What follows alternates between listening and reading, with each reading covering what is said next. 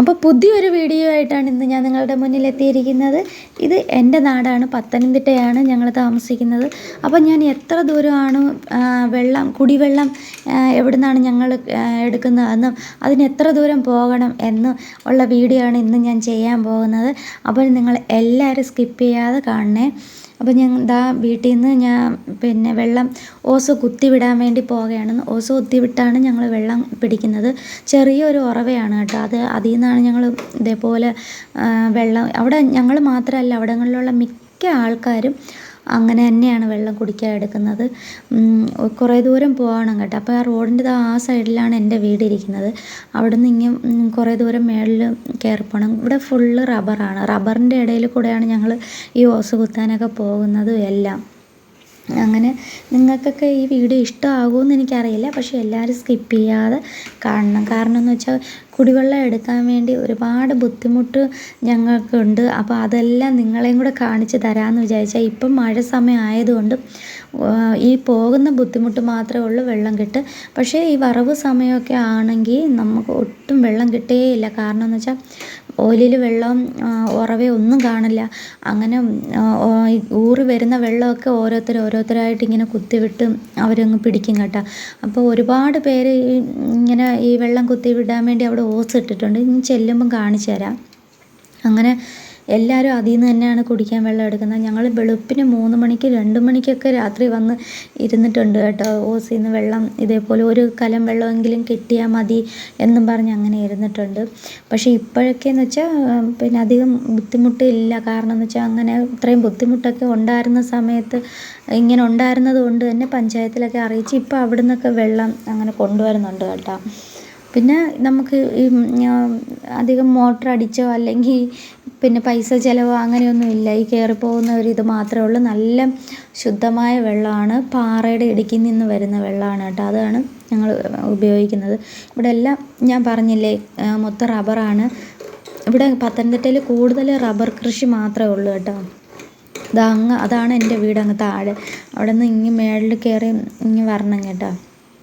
അപ്പോൾ ഇതിലൊക്കെ ആട്ടിലും കഷ്ടപ്പാടെന്ന് വെച്ചാൽ നമ്മൾ ഓസ് കുത്തിയിട്ടിട്ട് താഴെ വീട്ടിൽ ചെല്ലുമ്പോഴായിരിക്കും ചില സമയത്ത് അറിയുന്നത് വെള്ളം വന്നില്ല, എവിടെയോ മിസ്റ്റേക്ക് പറ്റി, എന്തോ അടഞ്ഞിരിപ്പുണ്ട്, അങ്ങനെയൊക്കെ എന്തെങ്കിലും അറിയുന്നത് കേട്ടോ.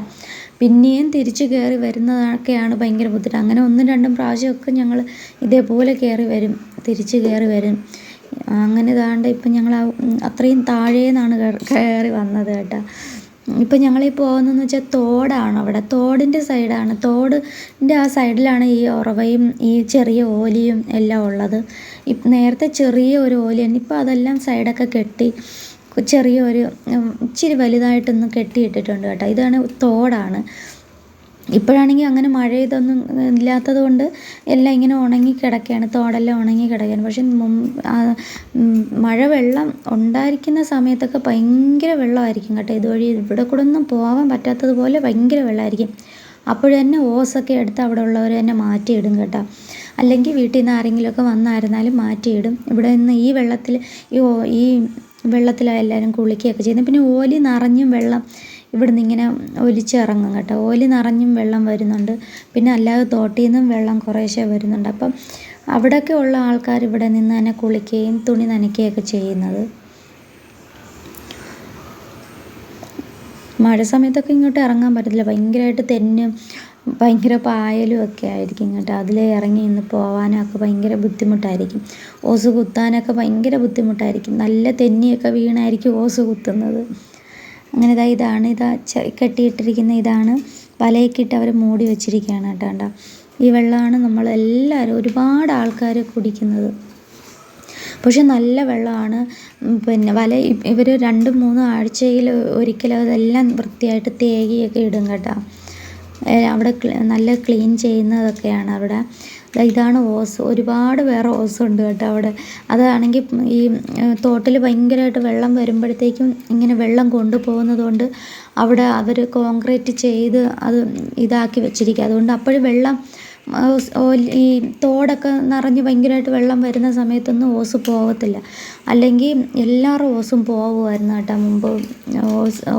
ചിലപ്പോൾ രാത്രിയൊക്കെ നല്ല മഴയാണെങ്കിൽ തോട്ടിൽ ഭയങ്കര വെള്ളമാണെങ്കിൽ അങ്ങനെ ഇതെല്ലാം ഒലിച്ചങ്ങനെ പോകും. ആറ്റിൽ നേരെ ഈ തോട്ടിൽ വെള്ളം പോകുന്നതെന്ന് വെച്ചാൽ നേരെ ആറ്റിലോട്ടാണ് പോകുന്നത്. ഞങ്ങളുടെ വീടിൻ്റെ തൊട്ട് താഴെ ആറ് കേട്ടോ. അപ്പോൾ അങ്ങോട്ടാണ് വെള്ളം പെട്ടെന്ന് പോകുന്നത്. അപ്പോൾ നമുക്ക് കാണാൻ പറ്റും ഓസൊക്കെ പോകുന്നത്. പക്ഷേ അപ്പോഴും നമുക്കൊന്നും എടുക്കാനോ ഒന്നും പിടിക്കാനോ ഒന്നും പറ്റില്ല. നല്ല വെള്ളമായിരിക്കും, ആറ്റിലും എല്ലാം നല്ല വെള്ളമായിരിക്കും. അങ്ങനെ ഓസിൽ വെള്ളം വന്നിട്ടുണ്ടോ എന്ന് നോക്കാൻ വേണ്ടിയാണ് ഞാൻ അവിടെ നിൽക്കുന്നത്. വെള്ളം വരുന്നത് നോക്കിയെന്ന് വെച്ചാൽ കുറേ പോയിട്ട് പിന്നെ തിരിച്ച് വരാൻ ഭയങ്കര ബുദ്ധിമുട്ടായിരിക്കും. അതുകൊണ്ട് അവിടെ നിന്ന് തട്ടിയൊക്കെ നോക്കും, വെള്ളം വരുന്നുണ്ടോ, എങ്ങനെയാണ് വെള്ളം ആ ഓസിന് തണുപ്പൊക്കെ ഉണ്ടോ, വെയിറ്റ് ഉണ്ടോ ഓസ് എടുക്കുമ്പോൾ, ഇതൊക്കെ നോക്കും നമ്മൾ. എന്നാലേ അറിയാൻ പറ്റുള്ളൂ ഓസിൽ വെള്ളം അങ്ങ് എത്തിയോ ഇല്ലേ എന്നൊക്കെ.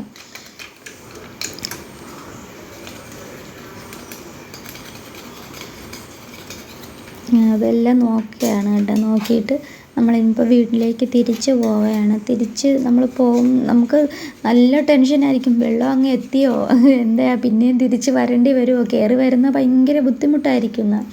അതുകൊണ്ട് അതിങ്ങനെ നോക്കിയാണ്. പിന്നെ എൻ്റെ സ്കൂൾ അതാണ് കേട്ടോ. ഞാൻ അവിടെയാണ് പഠിച്ചിരുന്നതൊക്കെ. ഇവിടുന്ന് കുറച്ച് ഞങ്ങളുടെ വീടിൻ്റെ അവിടുന്ന് ഇതേപോലെ ഇങ്ങനെ കയറി ഉച്ചയ്ക്കൊക്കെ വീട്ടിൽ വന്നാണ് ഭക്ഷണം കഴിക്കുന്നത്. അത്രയ്ക്കും ദൂരമേ ഉള്ളൂ പോവാൻ വേണ്ടി. അപ്പോൾ വീഡിയോ എല്ലാവർക്കും ഇഷ്ടമായാൽ ലൈക്ക് ചെയ്യാനും കമൻറ്റ് ചെയ്യാനും സബ്സ്ക്രൈബ് ചെയ്യാനും മറക്കല്ലേ.